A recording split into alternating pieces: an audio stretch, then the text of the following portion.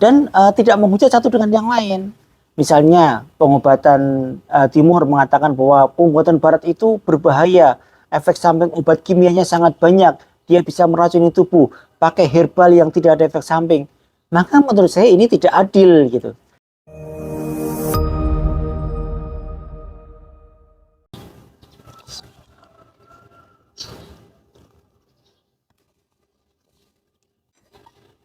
Assalamualaikum para pemirsa sekalian. Sambil kita santai pagi, sambil membahas beberapa pertanyaan dari audiens ya. Yang pertama, pertanyaan yang cukup bagus sebetulnya. Mohon komentar dari dokter tentang maraknya pengobatan herbal, naturopati, homeopati ataupun yang lain gitu. Baik, pendapat saya pribadi bahwa sesungguhnya herbal, kemudian naturopati, homeopati ataupun keilmuan yang lain yang disebut dengan mungkin alternatif medicine ya, saya kira itu sangat bagus sekali gitu. Itu akan memperkaya hasanah keilmuan kedokteran kita sesungguhnya gitu. Jadi saya bukan termasuk orang yang ekstrim kepada pengobatan barat ataupun ekstrim kepada pengobatan timur. Saya lebih kepada comprehensive medicine, yaitu Western Eastern Medicine. Jadi penggabungan antara pengobatan barat dan pengobatan timur. Ini juga yang dulu pernah saya pelajari. Jadi saya dulu pernah belajar juga herbal, pernah belajar homeopati, naturopati, terapi ya, akupunktur, kuryosujicim itu saya dulu juga pernah belajar juga gitu. Sehingga ini harapan kami akan memperkaya hasanah keilmuan kedokteran kita. Karena diakui ataupun tidak, banyak penyakit-penyakit yang didiagnosis dengan cara kedokteran barat yang mungkin belum ketemu obatnya yang definitif. Artinya dibutuhkan alternatif-alternatif yang lain yang kita bisa mengambil dari pengobatan timur seperti herbal, naturopati, homeopati ya, kemudian misalnya tentang diet, terapi ataupun yang lain ya. Ini menjadi hasanah. Tetapi juga kita akui juga bahwa banyak pengobatan-pengobatan ataupun penyakit-penyakit saat ini yang tidak bisa ditangani dengan pengobatan-pengobatan Eastern medicine ataupun pengobatan timur seperti herbal dan lain sebagainya. Misalnya kalau ketika orang tidak sadar, orang masuk ICU ya, kemudian bagaimana herbal bisa masuk? Maka kita menggunakan teknik-teknik dari kedokteran barat. Maka yang paling pas adalah bagaimana menggabungkan antara kedokteran barat dan kedokteran timur gitu. Dengan tidak saling menjelekkan satu dengan yang lain. Karena yang ada sekarang ini banyak kedokteran barat yang anti kedokteran timur yang anti kedokteran barat gitu. Mereka saling menghujat satu dengan yang lain dan ini yang tidak seharusnya terjadi gitu. Harus saling berkolaborasi ya, menjadi sebuah comprehensive medicine, pengobatan yang komprehensif. Dia melakukan pengobatan dengan pendekatan barat dan juga pendekatan timur gitu.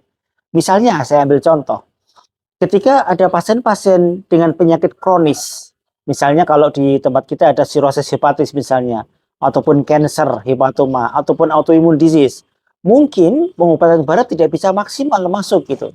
Maka kita menggunakan pendekatan-pendekatan barat dan timur. Barat kita pakai, timur pun juga kita pakai gitu. Kita kombinasikan dengan herbal misalnya, dengan menggunakan misalnya daun kelor, ataupun daun cipluan, itu yang sering kami lakukan pada pasien dengan autoimun ya. Kami pun sudah menerapkan ini sesungguhnya di dalam pengobatan-pengobatan kami gitu. Ketika autoimun tidak respon baik dengan pengobatan konvensional, saya menggabungkan dengan kelor, dengan cipluan. Bahkan penelitian kami yang terakhir menggunakan lendir bekicot ya. Ini ternyata cukup efektif untuk pasien-pasien dengan kebocoran ginjal pada nefritis lupus misalnya. Nah, ini kami terapkan gitu. Artinya kita menggabungkan antara barat dan timur gitu ya. Tapi untuk kasus-kasus yang akut misalnya, maka pengobatan timur tidak bisa masuk. Maka kita gunakan pengobatan barat. Untuk yang kasus yang kronis, pengobatan barat terlalu berefek samping banyak, maka kita menggunakan pengobatan timur. Ini yang mesti kita lakukan gitu. Dan tidak menghujat satu dengan yang lain. Misalnya pengobatan timur mengatakan bahwa pengobatan barat itu berbahaya, efek samping obat kimianya sangat banyak, dia bisa meracuni tubuh, pakai herbal yang tidak ada efek samping. Maka menurut saya ini tidak adil gitu. Tidak adilnya kenapa? Karena sesungguhnya semua zat yang kita masukkan dalam tubuh kita itu selalu ada efek sampingnya gitu. Walaupun itu herbal. Kita bisa ambil contoh misalnya kita makan cabai ya. Cabenya kalau 1 2 mungkin tidak ada masalah. Jadi begitu kita makan 50 cabai misalnya, maka terjadi iritasi pada lambung yang hebat, sampai dengan muntah-muntah, nyeri perut yang hebat. Ini efek samping, walaupun yang dimakan herbal, cabai gitu. Jelas ya? Atau misalnya kita makan jengkol. Jengkol itu alamiah tidak ada zat kimianya. Jadi begitu kebanyakan kita terjadi akut kidney injury, terjadi gagal ginjal akut karena jengkolat, asam jengkolat misalnya. Maka ini menunjukkan bahwa semua yang kita makan, bahkan itu yang alamiah pun, itu akan ada efek sampingnya jika dimakan berlebihan, tidak sesuai dengan aturan yang ada misalnya. Maka begitu pun dengan obat-obatan kimia. Semuanya sudah terukur. Jadi kalau kita menggunakan obat kimia dengan dosis yang tepat, maka akan sangat minimal efek sampingnya. Tidak seperti yang diberitakan oleh orang-orang yang memang sangat ekstrim terhadap pengobatan tumor. Sehingga mereka mengatakan semua obat kimia tidak boleh karena akan ini dan ini. Pengobatan kimia malah sudah terukur, Bapak sekalian. Kita tahu kalau dosis sekian itu aman, kalau dosis sekian itu mengurangi fungsi ginjal dan liver misalnya. Tapi kalau herbal malah tidak. Kita tidak tahu dosisnya berapa yang akan mengganggu fungsi ginjal, mengganggu fungsi liver dan lain sebagainya. Maka kita harus bersikap adil ya, bahwa semuanya pasti akan ada efek sampingnya kalau tidak dimakan ataupun diminum sesuai dengan aturan yang ada gitu. Ini konsep kami.